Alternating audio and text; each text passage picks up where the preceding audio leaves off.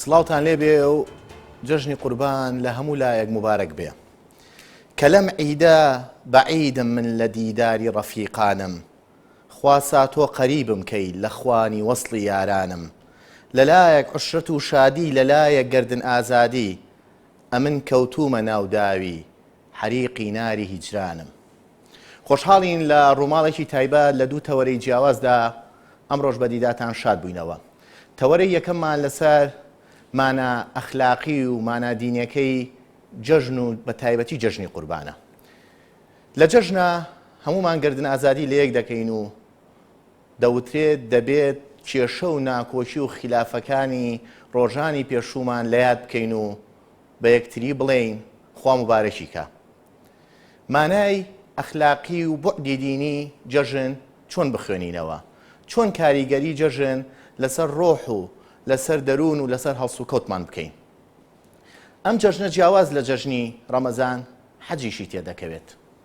هەندێک کەس لایەن وابوو کە ئەبوو خەڵکانێک بۆ ئەم جەژنە نەچوونایەتە حەج لەبەر ئەوەی بارودۆخی هەرێمی کوردستان بە گرژیەکی ئابووری توندا دەڕوا. ئیستیشادیش بە یەکێک لە حکایەتە دروستکراوەکانی ئەبا زەیدی بەستامی کە یەکێکە لە گەورە متەسەوفەکانی جیانی ئیسلامی دەکەن. ئەبا زەید دەوێ بچێ بۆ حەج، لە ڕێگا پیاوێکی هەژار دەبینێت. هەژارەکە پێی دەڵێ چەند درهەمە پێیە؟ ئەو دەڵێ 100 درهەمم پێیە. دەڵێ بیدە بە من، بۆیە بۆ ئەم جەژنە خواردن و پۆشاک بۆ مناڵە فەقیرەکانم بکەم.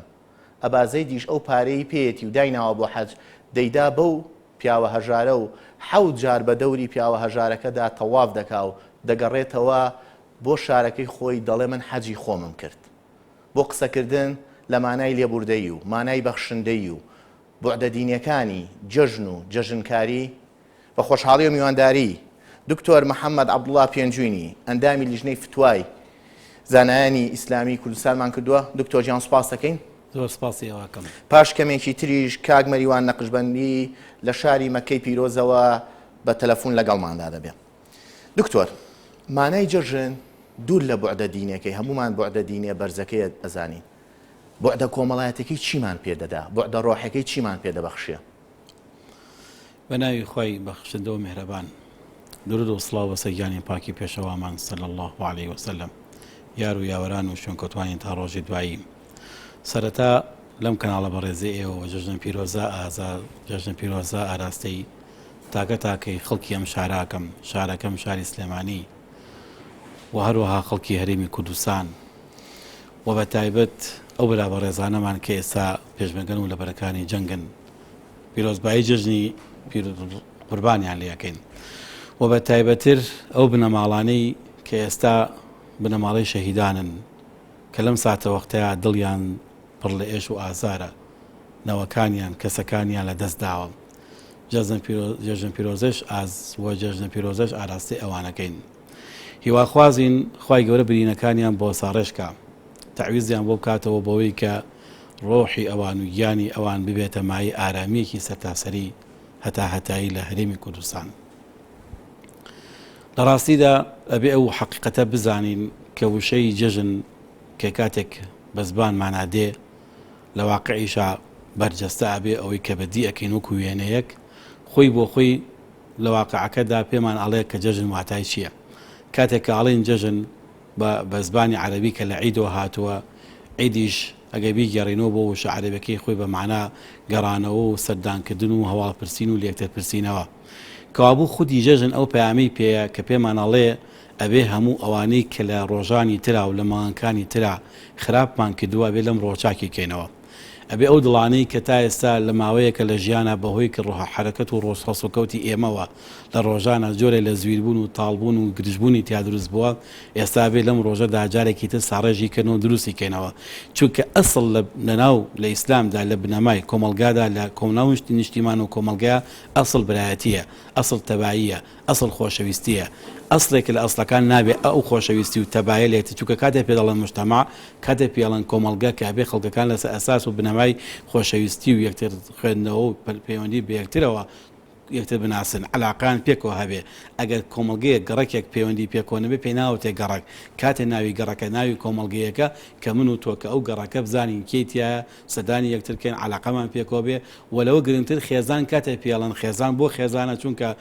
باوکە دایکە هەموو یەکتریان خۆشەوێ ئەگەر خێزان یەکتری خۆشناوی پێ ناوتێ خێزان چوە خێزان کاتێک خێزانە کە پێڵەن ئوسرە هەموو ئاسیرەیەک هەموو یەک دانەشت کوی کردوونەتەوە کەوتونە ناو یەکدانە بەستونێ بێکەوە لە ڕاستیدا لە کۆمەلگەدا لە ڕوانگەی فکری ئیسلامیەوە هەموو کۆمەلگەیەک ئەبێ ئەم شتانەی تیا بەرجەستە بێ ئەسڵ تیا برایەتیە و ئەسڵ تیا خۆشەویستیە و ئەسڵ تیا پەیوەندی و علاقەیە پێکەوە ئیتر هەر کەسێک لەو شوێنەژی ئەم پەیوەندیانەی علاقە لەگەڵ ئەو کەسەدا لەس ئەساسی دیمیان بنیاد نانرێ لەس ئەساسی کۆمەلگەی کەسێکە لەو شیمانە داژێ بنیاتی ئەنێن کابۆی ئەسڵوایان پەیوەندی دروستکەین جژن بەڕاستی بۆ سەرشکردنەوە دروستکردنیان پەیوەندیانەیە بۆی ئەم علاقانەیە کە گەل ڕۆژانی ترا لە دەرەنجامی مامەڵە تیجارەت و بازرگانیمان خوێندنمان لە ڕووی سیاست و کار و ڕۆژنامە نووسیمان هەرچێکمان کردبێ دڵمان زویر کرد بێ عازێتمان داوە ئازارمان داوە لە یەکترمان دوورکەوتینەوە تەباییمان نەماوە ئێستا بێ دروستی کەنەوە کەوا بوو جژنەکان جۆرێکە لە شەحنکردنەوە جۆرێکە لە بنیاددانەوەی کۆمەڵایەتەکان سەیەکین پەیوەندی کۆمەڵایەتەکان کز بووە زۆر لاواز بوو ینی ئەو پەیوەندی کۆمەڵایەتیانە ڕۆژ بە ڕۆژ کاڵتر دەبێتەوە ئێستا وای لە تۆ تەنانەت بە پیرۆزبایی لە دایکبوون پیرۆزبایی لە دایکبوونی مناڵیش کە ئیتر شتێکی خۆشەیەتە دنیاوە بە مەزجێکی مۆبایل لە ڕێی کورتەنامەیەکەوە تۆ پیرۆزبایی و لێ دەکرێت لە جەژنیشا بە هەمان شێوە ئەکرێت جژن ئەم بۆ عدەمان باتەوە ئێمە دیسانەوە بڕۆینەوە بۆ لا یەکتی و هاوڕێیەتی و پەیوەندی کۆمەڵایەتەکان تونترکەینەوە ئێمە لە ڕاستیدا بێ و ئەوە بزانین خۆی تەکنەلۆژیا کە چەندە ئیجابیاتی هەیە هەندێکی سلبیاتی هەیە یان چەندە بە کۆڵێن باری ئەرێنی هەیە هەندێ باری نەرێنی هەیە بەکارهێنانی ئەم تەکنەلۆژیا تەنها بکەنە بەدیلی علاقە و پەیوەندیەکانمان زۆر جار لەوانەیە خۆشەویستیمان کاڵەکاتەوە چونکە خۆشەویستی ئینسان بەڕاستی ببینینی یەکتر و دانیشتن لەگەڵ تراو قسە و خوێندنەوەی مێژوویەکی زۆر پێکەوە ئێستا خۆ دەگەر هەر خۆش دەڵێم ئەگەر هەم کۆمەڵی هاوڕێ پێکەوە بن چەند ساڵێ پێکەوە ژیابن ئەگەر هەر بەنامە مەسیج بێتە بنە بخوێندنەوانێ پاش ماوەی دەکەیت ئەو ڕۆحە خۆشەویستی تەنابێت دەگە شەوێ دانیشتن پێکەوانێ 2 ساعت 3 ساعت یادی جارانتان کەنەوانێ ئەزانی پەیوەندەکەتان چەنە قوڵە بێتەوە چکە دایمەن ئەو علاقە و پەیوەندیە کاتێک جەستە ئینسان لەگەڵ جەستێکی تا ڕۆح لەگەڵ ڕۆحێکا تەماسەکە کە پێکەوە دابنیشن پێکەوە بۆی ئەسڵوا لە جەژنا بەڕاستی ئێمە ئەمە زیندووکردن کاتێککە بۆمان بکرێت باشە مامۆساجیان یەکنەوەلات ئێستا بێستون خدر لە هەولێرەوە وەردەگرین بێستون خوا مبارەکی کا و سڵاو لێبێ سڵاو لە ئێوە و لە بنێرانی ئەنارتی هەروە جەژنە پیرۆزە لە ئێوەش و هەروە لەو کارمەندە ماندوونە ناسانە کە ئەمڕۆ بە شێوەیەکی بەردەوام ڕاستەوخۆکانیان گواستەوە و دەمەوێت پیرۆزبایی لەسەر جەم مسلمانان و هەروە خانوادەکەشم بکەم بەڵێ هەروەکو دەبین ئەمڕۆ یەکەم ڕۆژی جەژنی قوربان لە هەرێمی کوردستان بەڕێوە چوو کە هاوڵاتیان لە بەرەبەیاندا کە ئێمە لە کاتژمێر 5 بۆ 6 بەیانی چوینە مزگەوتەکان و بینیمان خەڵکێکی زۆر ڕووی لە مزگەوتەکان کرد بۆی نوێژی جەژن بکەن و هەروەها دواتر جەژنە پیرۆزە لەگەڵ یەکتر بکەن بەڵام دوایەوەی کە ئێمە سەردانی چەنگەڕێکێکمان کرد بە بۆنەی پیرۆزبایی هەروەها ڕای ئەوان ماوەرگرت دیارە ساردوسڕێکیان پێوە دیار بوو بە شێوەیەک کە باسییان لەوەی دەکرد ینی ئەو جەژنە ینی وەکو ڕۆژێکی ئاساییان تێپەڕاندووە خەڵکان بە شێوەیەک زۆر سەردانی یەکتر ناکەن و هەروەها یعنی بەهۆی ئەو بێموچەیش کە وەک خۆیان باسییان دەکرد بێستون کاریگەری لەسەر هەیەە ئەمە بەڵێ بێستون ئەکرێ ڕێی هاوڵاتیانمان بۆ وەرگری لەسەر جەژن و مبارەکبایی خۆیان و لەسەر ئەم جەژنە و جیاوازی لە جەژنانی تر وەکو خۆدوتە ئەم جەژنە ڕەنگە زروفی کوردستان لە ڕووی ئابوووریەوە لە ڕووی ڕوبەڕووبوونەوەمان لەگەڵ هێزێکی تیرۆریستە زروفێکی تایبەتمان هەبێ ڕێی هاوڵاتیانمان بۆ وەرگری مەمنون دەبین بەڵێ هاوڵاتیانمان لەگەڵدایە ئەگەر ئەو بەڕێزە بێتە ئێرە بەڕێز کامڕۆ یەکەم ڕۆژ جەژنی قوربان بەڕێوە چوو ئەم ڕۆژتان چۆن تێپەڕاند و پیرۆزبایی بگەن بە خەڵکو و جیاوازی ئەم جەژنە چۆن دەبین لەگەڵ جەژنەکان پێشەکی پیرۆزبایی لە کەناڵەکەتانەکەم منوک و هاوڵاتیەکەم لە شاری کەرکووکەوە هاتوومە پیرۆزبایی خۆم ئاراسی هەموو مسلمانانی شاری کەرکووک و هەولێر و ناوچەکانی دیکاگەم بەنسبەت ساڵەکانی ترەوە یعنی زۆر جیاوازی گەلێ زۆرە لەبەرەوەی ساڵەکانی دیکە خەڵک ئەیتوانی بچێ بۆ میوانداریە بۆ شتێک بۆ دەرچوون و ئەو شتانە ئیتر ئەم جێژنەیە زۆر گرنگی هەیە لەگەی جەژنەکاتەوە سە بە نسبەت ئەوانەی وا لە بەرەکانی جەنگ برا پێشمەرگەکانمان چاوی یەکە بەیەکان ماچەکەم زۆریش ڕێز و ستاومێ بۆیان ئەو جێژنە چ جیاوازێکی بینی دەبینین هەرێمی کوردستان لە ڕووی قەیران داراییەوە لە ڕووی بێموچەی فەرمانبەرانەوە کاریگەری کردووە لەسەر یعنی ئەم جێژنە بەڵێ بەدڵنیایی و کاریگەری زۆر کردووە لەسەر هاوڵاتیان بەنسبەت شاری کەرگوو من یعنی ئێمە وەکو هاوڵاتێکن لە شاری کەرگوو تقریبا بۆ مانگ و نییە کە چ موچەمان وەرنەگرتووە بەڵێ سپاسانە هاوڵاتێکی ترمان لەگەڵدایە گەر بەڕێزیش بێتە ئێرە ڕای خۆت بڵێ جیاوازی ئەم جەژنە ئەگەر سەرتا پیرۆزبای خۆت بڵێ و جیاوازی ئەم جەژنە لەگەڵ جەژنەکانی تر چ جیاوازێکی هەبوو بە خێراتنی کەلانەکەتان دەکەین ئێمە وەکو خەرچی هەولێر هیچ دڵمان خۆش نییە لە بۆ ئێمە گوێژنە نیە لە بۆ ئێمە تازیەیە هیچ خۆش نییە هەر بە گوێژنان ناچی هەتا گەشتیاریش نهاتینە هیچ دڵمان خۆش نییە هۆکاری چییە ینی کە ئەوە دڵتان ناخۆشە وەڵا هۆکارەکە ئەوەیە هەندێک شەهیدماندایە مەعاش نییە وەزع باش نییە مەوزوعەکەەوە یەک هاوڵاتی ترمان لەگەڵدایە و دەگەڕێنەوە ستۆدیۆ گەر بەڕێزت بێتە ئێرە فەرمو گەر بەڕێزت بێتە ئێرە دەگەڕێنەوە ستۆدیۆ ڕای خۆت بڵێ لەسەر ئەم جەژنە و جیاوازی ئەم جەژنە لەگەڵ جەژنەکانی تر چۆن دەبینیتەوە وڵای ئەو جەژنە لەگەر جەژنەکانی بەڕاستی هەروەک یەک نابینم لەبەرەوە بەبێ موچەی خەڵکو و ئەو شتانە زۆر دەوری دیتیا بەڕاستی ینی بێ موچەی ئەو شتانە لە هەولێر بەڕاستی وتە قەیرانیش دارایی ئێستا ئەم قەیرانە کاریگەری کردووە لەسەر بەڵێ بە دنیای زۆر کاریگەری کردی لەسەر هاوڵاتیانی خەرج شاری هەولێر جێژنەکە ئاسایی تێپەڕی وەک ڕۆژانی تر وەکو ڕۆژەکانی تر دێتە پێشاوم ینی وەکو جێژنەکانی تر نیە بەڕاستی جێژنەکانی کە دەدیت خەرک زۆر هات سو یەکتری دەکرد خەرکە زۆر داهاتە بازاری ئەشیا و شی دەکری ینی ئێستا کە ئەو هەم نەدیتە ئەو جێژنەیە بەڕاستی زۆر سپاس دەکەم بەڵێ محەممەدەوە ڕای چەند هاوڵاتیەک بوو کە باسییان لەوەی کرد کە ئەم ڕۆژە وەکو ڕۆژێکی ئاسایی بەڵێ بێستون وەکو دیقەت بی ئەم جەژنە لە چاو جەژنەکانی پێشووە گەشتیاران لە ناوچەکانی ترەوە بە تایبەتی لە وڵاتی کۆک و ئێران لە ناوچەکانی باشوور و ناوەڕاستەوە یعنی لە چاو جەژنەکانی تر گەشتیار ڕووی کردوتە هەولێر بەڵێ ئەوەی ئێمە تێبینمان کرد ئەمڕۆ زۆربەی لە بازار بووین بۆ ڕووماڵ ڕاستەخۆکانمان وەکو تێبینمان کرد ئەم پارکە کە پارکی شاری پێڵێن هەم لە بۆنەکانی تر کە ئەم پارکە جمەی داهات لە هاوڵاتیانی گەشتیار هەر خواروی عێراق و هەروەها ئێران بەڵام دەبینین لەم جەژنەدا زۆر بەکەمی ینی گەشتیار دەبینین گەشتاری کەوتۆ ڕووی لە شار نەکردو کە بەپێی ئامارەکانی دەستەی گەشت و گوژاریش کە لە پێشدا راپۆرتێکمان لەسەر کرد لە 150 گەشتیار کەمی کردووە لەم ساڵدا بەهۆی و قەیراندارایی ڕووی لە هەرێمی کوردستان کردووە بەڵێ گەشتاری کەم ینی لێرە هەیە و بە شێوەیەک نابینرێت وەکو بۆنەکانی ڕابردوو زۆر سپاس بێستون لە کاتژمێرەکانی داهاتووە دێنە وڵات دیمان مەحموودمان لەگەڵایە لە دووەکەوە خوا مبارەکی کا و ڕە و بۆچوونی هاوڵاتیان لەسەر جەژن و مبارەکیان لەسەر جەژن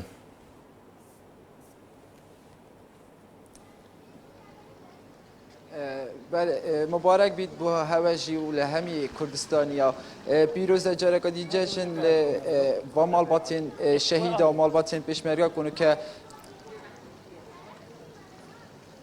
بەڵێ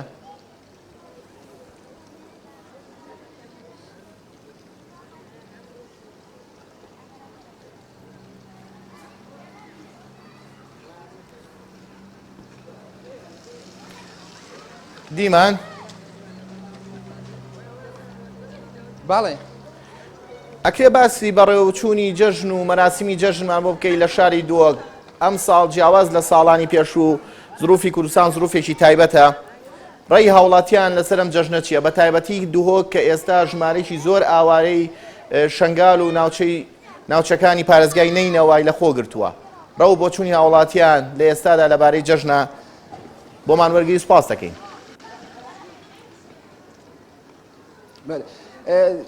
جەژنا هەوە و هەمی ماڵباتên شەهیدا و هەمی پێشمەرگان ku evêtin ke sengerê da pîroz bîte wekî diyar ku ev tiştê parêzgeha duhokê cuda diketin ya cêwaz diketin ji parêzgehêndiyên Herêma Kurdistanê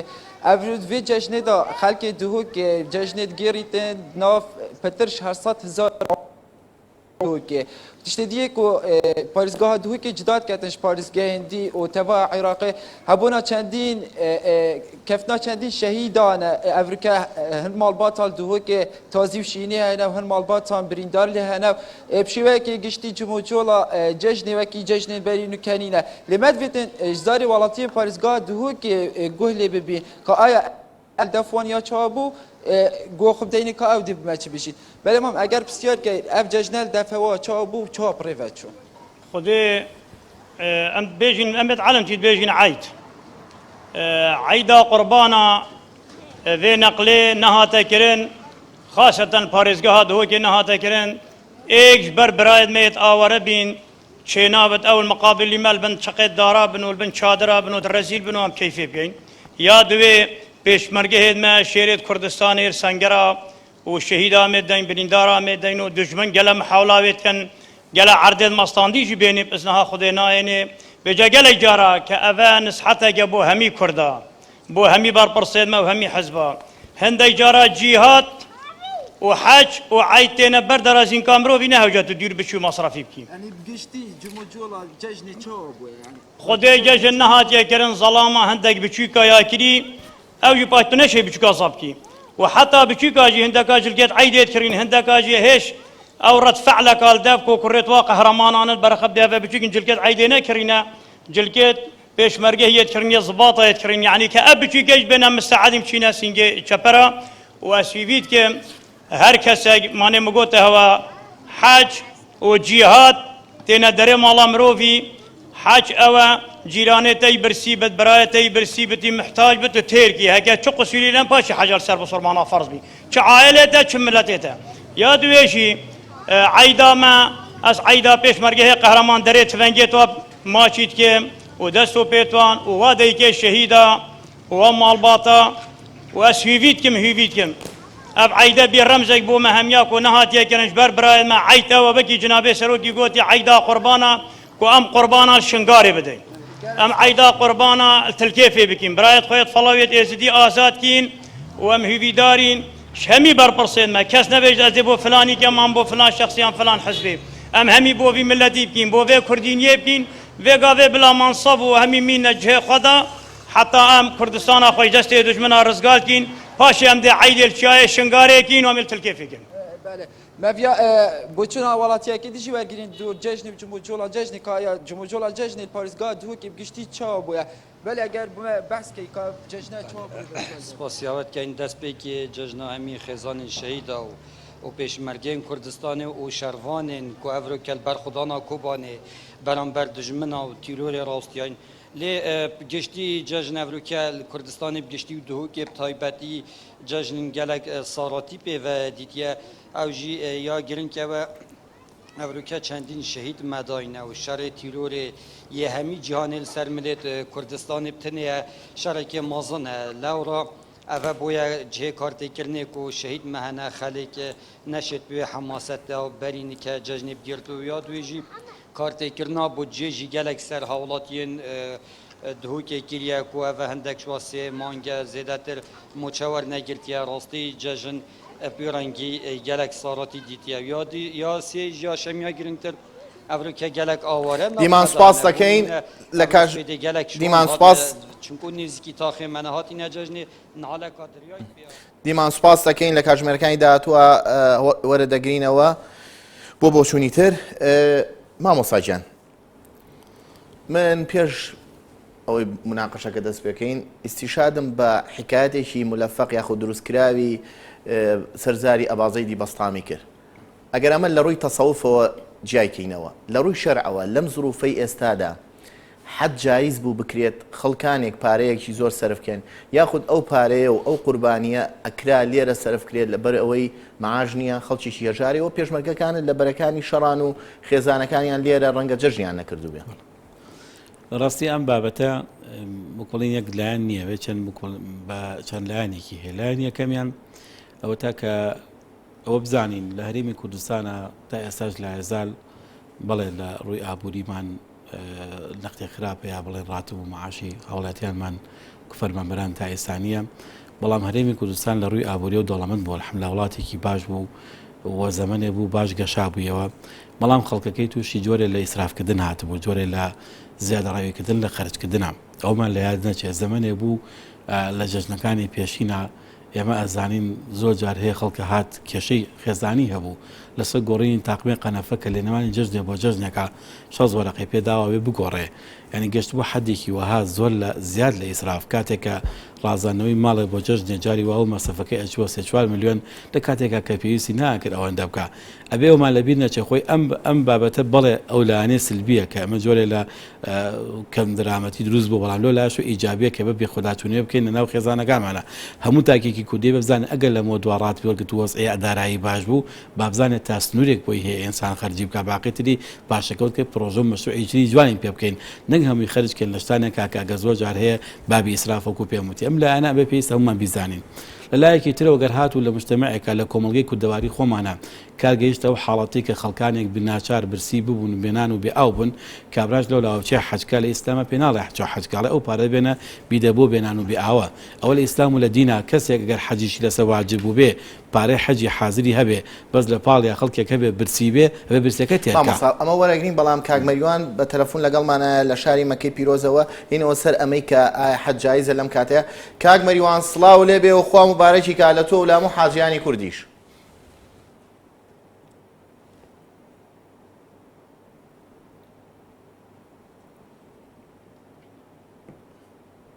کاگمەریوان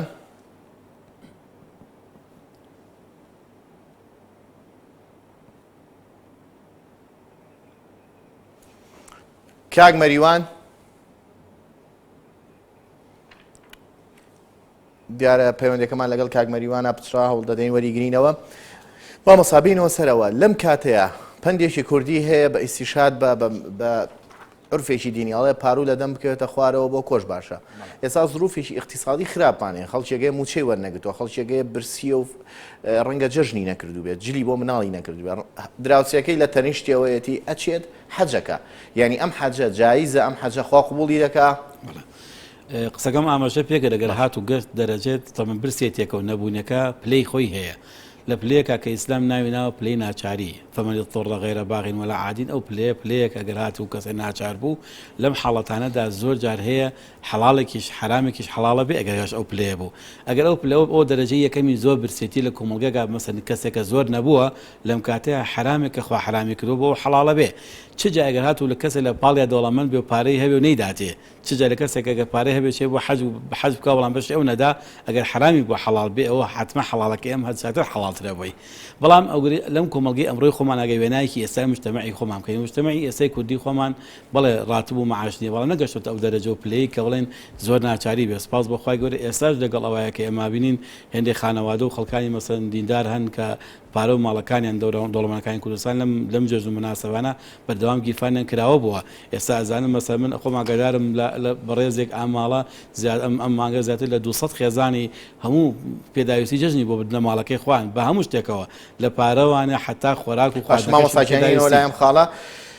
کاگمەریوان نەقشبەنی وتەبێژی وەزارەتی ئەوقاف لەگەڵمانایە لە شاری مەکەی پیرۆزەوە کاگمەریوان خوا مبارەکی کا لە تۆ و لە هەموو حاجیانی کورد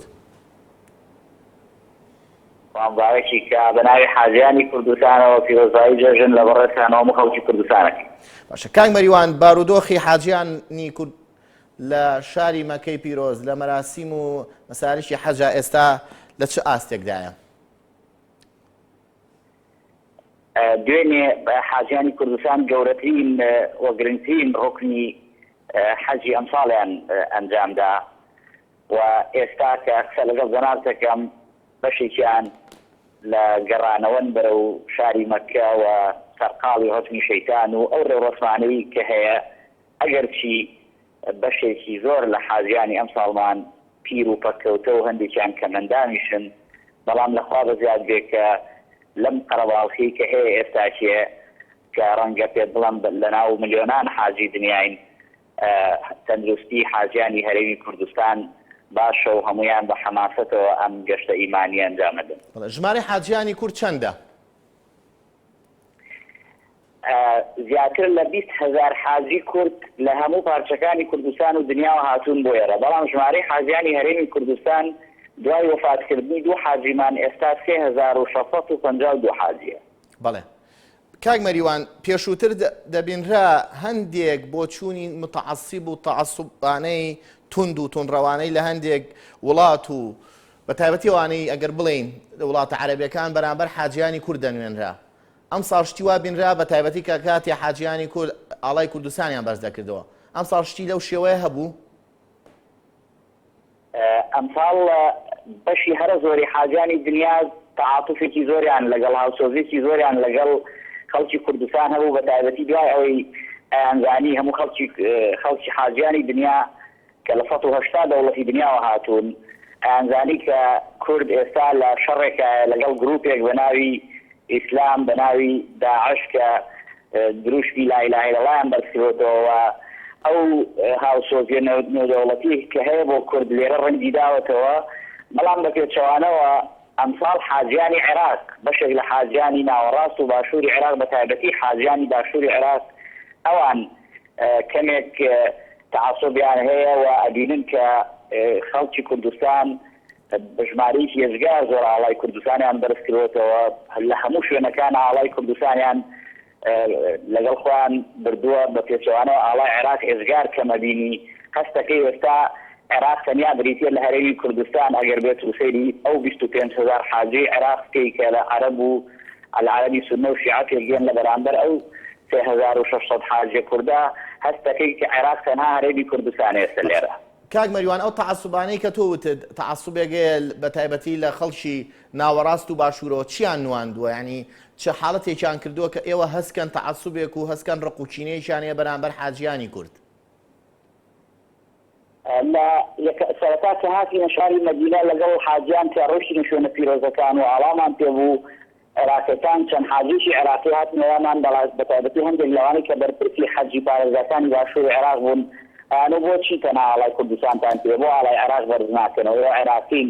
بەڵام دیارە حاجیانی زۆر بە توندی بەرپەرچیانەدانەوە هەر لەوێ پێیانەوتن ئێمە کارێکتان کردو ئێوە کە سەرکردە شیعەکان کارێکیان کردو ئێستا هیچ شتێک نامان دەچێتەوە بە عێراقەوە هەروەها بەرپرسانی ڕەسمی عێراقی لە حەج و عومرەی عێراقی هاتنە ناو شاندی حاجیانی ئێمە لە عێراق لەوی ئەوانە کە حاجیانی هەرێم ئەم ساڵ خۆیان بە عێراقی نازانن و بەشێکی هێزگار زۆر ئاڵای کوردستانیان هەڵگرتووە هیچ مەلامحێکی عێراقی نابین لە ناو حاجیانی عێراق لە کاتێکا سەر کۆمار کوردە و کورد بەشێکە لە عێراق و بەم شێوانە بەڵام ئێمەش دیارە خێ خۆمان هەبوو هەر لە مەسەلەی بڕینی بودجەی هەرێمی کوردستان لە مەسەلەی هاوکاری نەکردنی پێشمەرگە لە هەزۆر بە بابەتی تری سیاسیمان بۆ بیرهێنانەوە کە هۆکارەکەی عێراق خۆیەتی کە کورد هیچ ئینتیمایەکی بۆ عێراق نەماوە. زۆر زۆر سپاسی مەریوان نەقشبەنی کە لە شاری مەکەی پیرۆزەوە لەگەڵمانە بوو دوعای خێریشمان بۆ بکەن سپاس دەکەین. دکتۆر خێر و خێراتێک ئەکرێت لە حەج قوربانی ئەکرێت لە حەج لە ڕووی دینەوە جاییزە ئەوان ئەو خێرە لەوێ نەکەن بێنەوە لە کوردستان بیکەن و پێشکەشی پێشمەرگەیکەن یاخو پێشکەشەی خەڵکی هەژار و کەم دەرامەتیکەن؟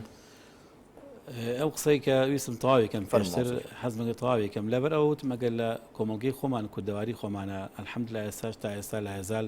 گیرفانی دەوڵەمەندەکانمان هێشتا کراوەیە بۆ هەژارەکانی ناو کۆمەڵگەی خۆمان ئەمەش بەڕاستی سپاس و پێزانی نیە بۆ ئەو دەوڵەمەندانی لە وڵاتی خۆمانەن ئەوە زۆر سپاسێنەکەم هەلێرە بەڕاستی هەندێکیان کە ئابینم دەستیان هەیە دەستی خێری باشیان هەیە دەستیان خۆش بێ لە ڕاستی حاجیان کاتێکە ناویان دەرچوو بم بۆ حەج و پارەیەکیان تەسلیمی حکوومەت کردو ئەو پارێژ لە سەرفەکری هەدە بەشێکی خەرجەکرێ بۆ حاجەکان خوان و بەشێکیان بۆ مەسرفی خوان بەکارهێنرێ و ئیشی کاری حەجی پێکرێ ئەمەی کە وەزیفەکەی پێ ئەنجامەدا شەرعەن دروستە بەڵام ئەوەی کە ئەو حاجە کاچێ بۆ حەجی بکا باشە بۆ تعویزی ئەوەی کە ئەچێ واجبێکی حەج بەکارهێن وڵاتی خۆشە بەشێک لە کارگرانی هەیە ئەتوانێت ئەو قوربانی کێوەی لەوێ بیکە بێنێ لە سلێن کەسێک بکە بۆ وەکیلی خۆی لە سلێمانی بۆ بکە یا لە هەولێر یا لە شارەکەی خۆی بۆ بکە چونکە قوربانیەکان لەوێ ئەگەر فیدیەیەکی واجب نەبێت لە سەری واجب بوو بێ لەوێ بیکە ئەوانەی کە سنەت و سەدەقە و ئینفاقەتوانیان لە هەرێمی کوردستان بیکە وی هەموو حاجی خۆی ئازادە بەڵێ هەموو حاجی خۆی لەوێ کە ئەگە سەدەقە و قوربانیەکە ئەو قوربانی کەوێ لەوێ بیکاتوانین لە هەرێمی کوردستانیش بیکە چونکە هەندێک پێ خۆشە حەزەکە لێ ئەنجامی بۆکو هەدیە پێششیکە ئیلا هەندێک ئەوانە نەبێت کە مەسەن فیدیە کە واجب بوو لەسەر شانی واجب کردو کە من بچمە حاج لەوێ فلان شتەکەم بەخێر ئەمە واجبە فیدەی واجب ئەوە نییە فیدەی واجب ئەوەیە کە ئەم حاجیە لە خەلەلکردن بە ڕوکنێ لە ڕوکنەکان لە ئەرکانێکە کە ئیشی ئەو پێڵەن واجب مەسە تۆ یەکێک قەرار یاوەڵێ من فلان قوربانی و فلان خێرەکەم کە بگەمە حەج یعنی ئەکرێ ئەو مەسەلەن پەشیمان بێتەوە ناتوانێت لە هەرێمی کوردستان بکە ئەو خێری کە بڕای داوا بچمە گەمە حەج ئەتوانێت لە هەرێمی کوردستان بیکا بەخێر خۆ بەرەجی ئەو خێر هەر لە کەعبە بکریا لە سعودیە بکرێ ئەوە سەدەقە و خێرێکە بەڵام ئەسڵ وایە مەسەڵەن کەسەکە کە خێرێک ئەنجامەدا قورئان پێوتین وەلەقرەبوون ئەولا بالمعروف نزیکانی خۆ باشن چاکەی گەڵەکەی تا خەڵکیکی دوور لەبەر ئەو ئەگەر سەدەقەی ئەگەر ئینفاقا ئەگەر لە بابی خێرە ئەگەر لە بابی بڕیاردانی خۆمە ئەوە ئەسڵ وایە لە شارەکەی خۆمە لە وڵاتەکەی خۆم لە گەڕەکەی خۆمە بەڕاستی ئەنجامی بم ئەمە بەشێک لەو بەشە پڕەکاتە بەشێکی تر لەوانە بەڕاستی دەرگای ئینفاق دانەخراوە کەسێکە ئەچێ حەجەکە لەو لاشەوە خوای گەورە دەرگایەکی داناونەوە بابێ پێڵە بابی ئینفاق بەخشین فی سەبیلیلlah لە ڕێی خوا ببەخشە 1 دینار بە 700 ئەوەندە بۆ حسابەکەین بۆ زیاتر والله یضاعف لمن یشاء ئەمە تعویزی ئەوەی بۆکاتەوە ئەگەر کەسێ هاتۆ لە حەجیش بە هەمان شێو گەڕایە وڵاتەکەی خۆی لە دەستی خاڵی نەیەتەوە با لەگەڵ ئەوە شاکە مەسەلەن کاتە زوڵفای چوە پارێکی خەرج کرد لە حەجەکەیە بەقەدەر ئەوە یان شتێک لەوە کەمتر یا مەبلەغێکە هەیەتی ئەتوانێت لە شارەکەی خۆیان کە هاتەوانێ بیدا بە فەقیر و هەژاران ئەوە ئینفاقە ئەو دەرگایە کە سوکاری ئەو حاجیانەی کە لە مەراسمی حەجا بەشداری یەکەن و حاجی کوردن ئەوەیە کە داوایان لێکەی پێیان بوتێ ئەو خێرانی لەوێ ئیکەن ئەکری ئەو خێرانە لە کوردستانی شاریکەن و بێن بەخۆیان ئەو قوربانیانەی کە لەوێ ئەنجامێدەن ئەو خێرێکە قەراردا و لەسەر واجبنەوەی لەوێ بیکەی ئەوانەی کە واجبی ئەوێن ئەوە مەجالی تیانە ئەوەی کە واجب نیە لەوێ بیکەی ئەتوانی لێرە کە سوکارەکەی بە وەکیلی خۆت لێرە بۆ ئەنجام دەن بیدە بە وڵات و هاوڵاتی و بە کەسی کە سوکاری وڵاتی خۆت هەروە پێڵە مەسەن ئەو حاجیانی کە دێنەوە بۆ کوردستان لە باتیوی پارێکی زۆر سەرفەکەن ئەیدەن بە کۆمەڵی دیاری کەم ئەیدەن بە خەڵکو میوانەکانیان ئەو پارە نەدەن بەوە بیدەنە خێر و بیکەنە سەدەقە بۆ ئەو هەژارانی کە وڵاتی خۆمانەیە بۆ ئاوارانی کە لە وڵاتەیە هەن ئەوە خێری زیاتر کاتێک کە لەوەی کە ئەیدا بە کۆمەڵە تەسبیح دواتر لە ئەخیرا هیچ جێگەیەک ناگرێ بۆ کەسەکە نەبووی کە وەرێگرێنە بۆ خۆشی بەڕاستی تەنها ئاوەکە وازانبری هەموو یەکەوێت کە کاتێک دیاری باشترین دیاری حاجی ئاوەکەیە کە ئاوی زەمزەمە بیدا بە هەر کەسێ ها بۆ ماڵی ئەو مەسەفە زیادەی کەیکەن کە ئێمە زۆر جار هەیە بیستومانە بە حاجی وایە زیاتر لە 10 ملیۆن لە 8 ملیۆن لە 9 ملیۆندا بە هەدیە ئەو پارە زۆرەی کەیدابەوە بخەرجی کابیدا بە هەژاران و فەقیران لە باتیەوە باشترە ئەوەش ئیشێکی تر لە ئیشەکان کە ئەرکی حاجیە دواتر شتێک ترمان لەبیر نەچێ بەڕاستی ئێمە عیبادەتێک کە ئەنجامی دێن هەموو عیبادەتێک لە خودی عیبادەتەکان چاکێکی تایە ینی فەزڵێکی تایە کاتێک کە حاجەکە چێت بۆ حەج ئێمە بەڕاستی لەلای ئێمە زۆر جارێ حەج بۆ تەشتێکی ڕۆتینی حەج بەڕاستی مەدرسەیە کە ئینسان فێری کۆمەڵە داتا کۆمەڵە بەرنامەکە کە گەڕایە بۆ وڵاتی خۆی بە کەسێکی تر گەڕێتەوە بۆ وڵاتی خۆی ئەگەر ئینسانێکی تاسە شەڕەنگێژ بووە فێڵباز بووە دوو کەسێک مەسەن دا ئێستا حەسود بووە کەسێکی دڵپیس بووە چی بوو ئەبێ کە گەڕایە بۆ وڵاتی خۆی دەستپاک و دایان پاک و زبان پاک و هەسپاک و نەسپاک و هەموو سیفەتە جوانانە کۆکاتەوە کە هاتوە جایەتە کەوتی من حاجیم یعنی کەسێکم ئەبێ نمونەیەکی جوان تەقدیم کەم ئەم کۆمەلگایە لە ئەخلاق و ئادابی جوان بۆیە کە بەڕاستی ئەگەر حەج بە کوڕی ساڵی خۆی ئەنجام بدرێت دەوڵەمەندکردنی کۆمەلگەیە دەوڵەمەندکردنی کۆمەلگەیە بە کەسانێکی نایەب بە کەسێکی دەست پاک داوێن پاک عەقڵ پاک هەست پاک کۆمەلگەیە دروستە بێت کە ئەو کۆمەلگەیە لە یەکتر ناخشێت مامۆستا پێشووتر بەشێکی زۆری ئێمە ئەومان نەبینی یعنی ڕێزم بۆ میانەیە بەشێک لەوانەیە کە حەجیان کردو هاتوونەتەوە ڕەنگە هەمان ئینسان بوو بێت کە پێش حەجیج بووە بینی ومانن ئەمە مشکلەکەمان لێراوەیە حەجەنان وای لێ هاتووە هەندێک کەس ئەڵێ حاجی راماتم بۆی ئەڵێ حەج بووە بە چاولێکەری قسەکە ڕاست من لێرە ئەوە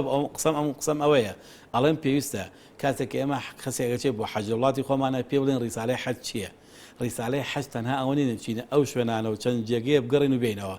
لە ڕاستیدا ڕیسالەی حەج کۆمەڵە بەرنامەیەکی لەو پەیامانەی کە پێ دەڵێ ئەو پەیامی ڕۆژی عەرەفەیە کە دوێنێ بینیمان کە دوێنێ بوو پەیامی ڕۆژی عەرەفە یعنی چی یعنی ئەم هەموو زبانە تایبەتە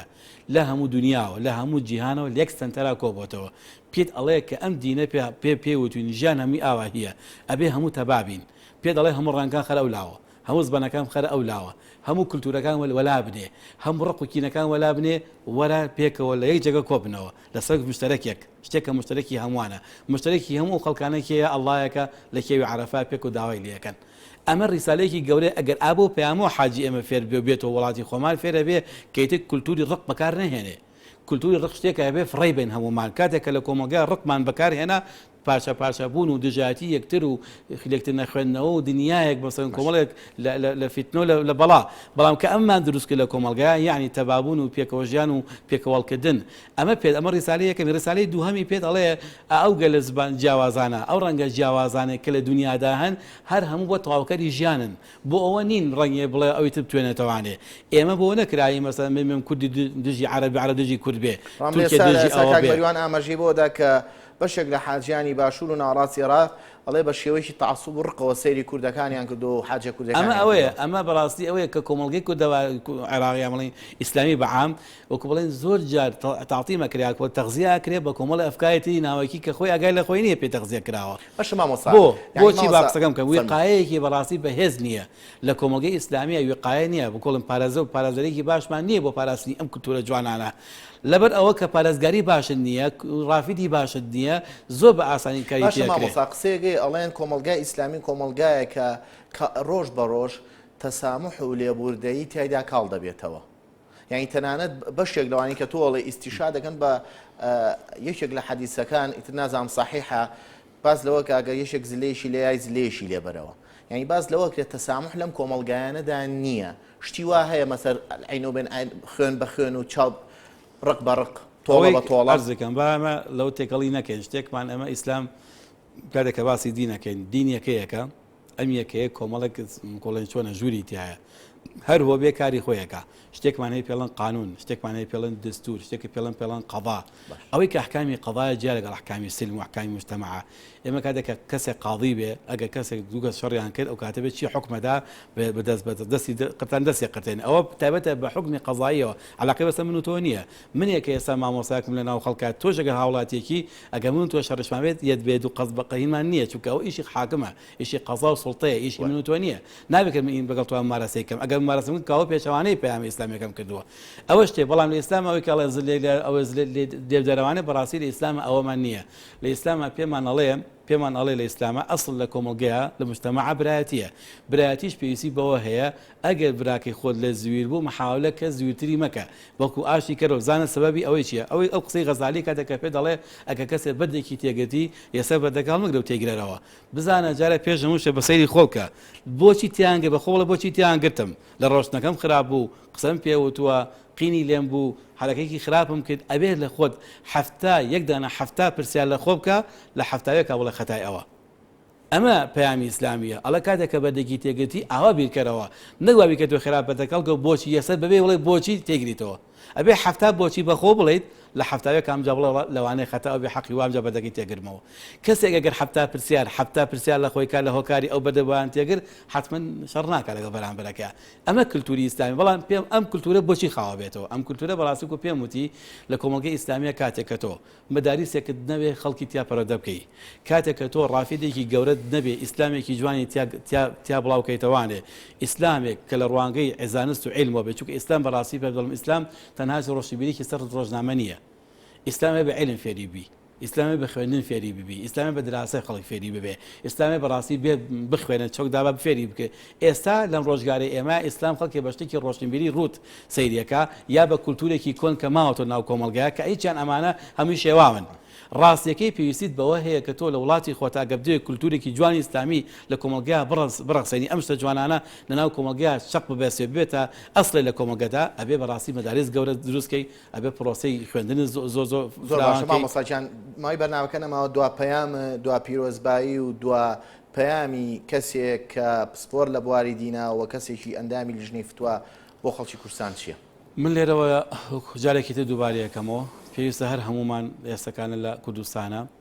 دەستخۆشی زۆر و هەروە جەژن پیرۆزە لە برا پێشمەرگ کارمان بکەین ئەوانەی کە ئێستا لە سەنگەرەکانن کە دیفاع لە وڵاتەکەن و بە تایبەت خانەوادەی شەهیدەکانمان ئەوانەی کە لەم کاتەیە ئێستا شەهید بوون بەڕاستی کە ئەلم جەژنە ئێستا ماڵیان پڕە لە وکوڵێن خەفەت و خەمیان هەیە هەر کەسە لە گەڕێکی خوا ئەیان ناسێکیە پێویستە سەردانیان بکەین و بەدەمیانەوە بین و ئەو فەراغی کە دروست و بۆیان پڕکەینەوە بە هەرچی بۆمان نەکرێ خاڵێکی تریشم ئەوەیە بەڕاستی کوردستان وڵاتی هەمومانە داواکەم لە هەموو تاکێکی کوردستان ئەوەی کە الحەمدلله دیندارە و ئیسلامی ناسیوە ئەو واتە جوانانەی ئەو معنا جوانانەی ئەو واتە جوانەی کە ئیسلام پێی داوین باگەشەی پێی بین نەک لاواز بێت یامانە هەرێکە لە لای خۆیەوە هەرێک لە لای ئێمە قسەیەکی خێر و هەنگاوێکی چاکە ئیشەڵا بەرامبەرەکەشمان بەرەو چاکە زۆر سپاسەکەین بەڕێزان پاش و چانێکی کورت و تەوەری دووەمی بەرنمەکە لەبارەی ڕەوشی ئابووری هەرێمی کوردستان لە ئێستادا دینەوەلاتە.